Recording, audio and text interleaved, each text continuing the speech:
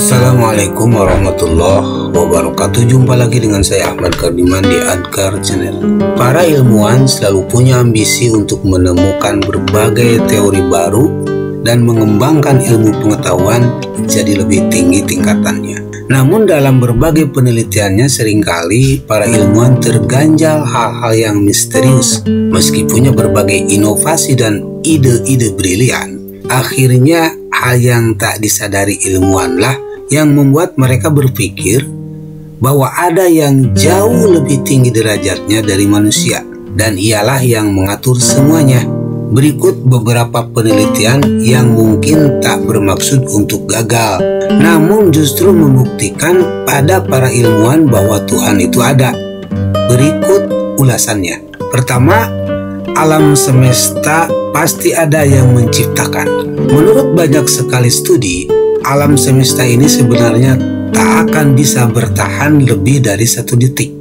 Sebagai contoh, Big Bang seharusnya memproduksi jumlah yang sama antara mater dan antimater. Dan jika semesta akan hancur, namun sebaliknya jumlah mater justru lebih banyak dan alam semesta tercipta. Hal ini sama sekali tak bisa dijelaskan ilmuwan. Dalam teori lain yang menyangkut partikel Higgs boson atau partikel Tuhan, tak pernah bisa dijelaskan bagaimana benda apapun termasuk alam semesta mendapatkan massa mereka.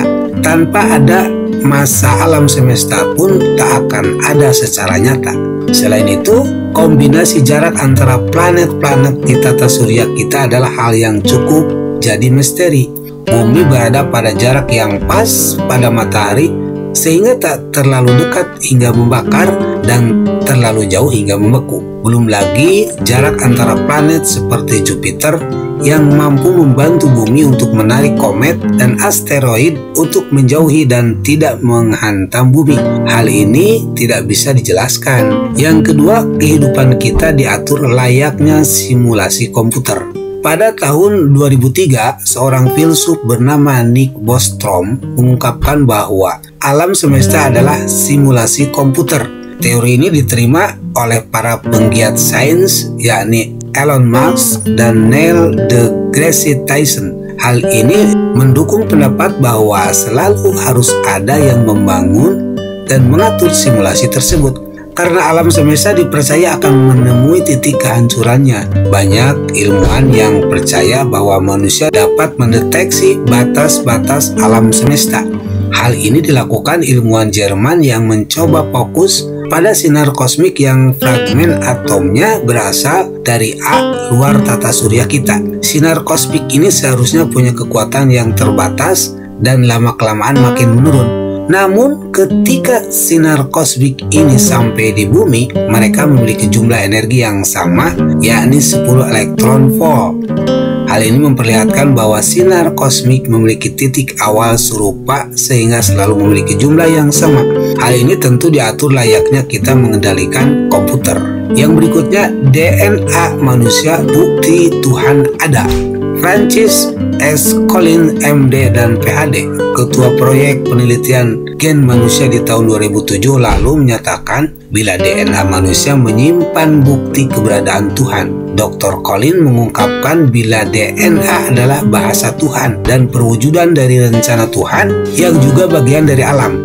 Gen manusia memang sangat kompleks dengan bagian data mencapai miliaran. Hal seperti ini tentu lahir berkat desain panjang dari sesuatu yang sangat hebat di luar jangkauan intelijensi manusia. Lebih lanjut, ada beberapa pertanyaan dari Dr. Collins yang menguatkan argumennya. Antara lain, apa arti hidup? Siapa yang memulai alam semesta? Dan tentu saja, siapa sosok hebat yang mampu menciptakan DNA yang sangat rumit itu?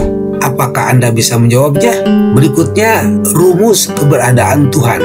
Leonhard Euler adalah matematikawan sekaligus fisikawan terkemuka dari Swiss, pria yang lahir tanggal 15 April 1707 ini sangat tertarik dengan kalkulus, optik, dan astronomi. Euler dikenal sebagai ilmuwan sekaligus pemeluk agama yang taat. Hal ini dibuktikan dengan kemenangannya mengalahkan filsuf ateis dari Prancis, Denis Diderot, di sebuah argumen soal keberadaan Tuhan. Euler memenangkan adu opini dengan memaparkan rumus untuk penjelasan keberadaan Tuhan. Sayangnya belum ada penjelasan secara detail dari rumus ini. Selain Euler, Kurt Friedrich Gödel, matematikawan asal Amerika yang lahir di Austria, juga menelurkan teorema tidak lengkap yang menegaskan keberadaan Tuhan.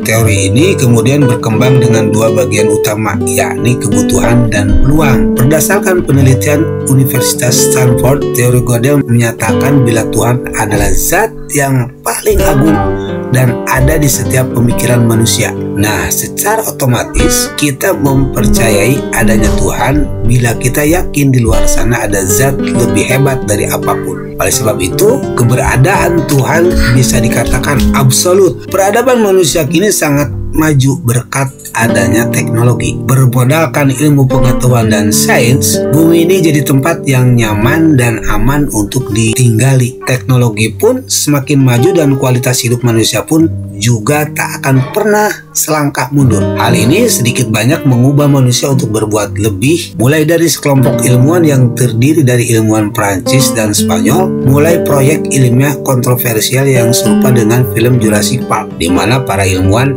ingin menghidupkan lagi hewan yang sudah punah bernama Bukarok, tapi gagal karena ia hidup hanya 10 menit. Hingga ada BioQuark, sebuah perusahaan asal Amerika Serikat yang mencoba menghidupkan orang meninggal. Bahkan perusahaan tersebut mendapat restu dari US Institutional Board Review untuk memulai proyek kontroversial dan ambisius tersebut. Proyek yang diberi judul Reanima ini berambisi untuk menghidupkan 20 orang meninggal asal India yang sudah diputuskan secara legal dan klinis telah meninggal, namun belum ada berita mereka telah berhasil. Kesemua penelitian ini mungkin menambah jejak rekam ilmu pengetahuan berada di level yang lebih tinggi. Namun makin canggih teknologi dan ilmu pengetahuan, makin terlihat bahwa Tuhan itu ada karena berbagai rahasia yang tidak atau belum bisa terpecahkan.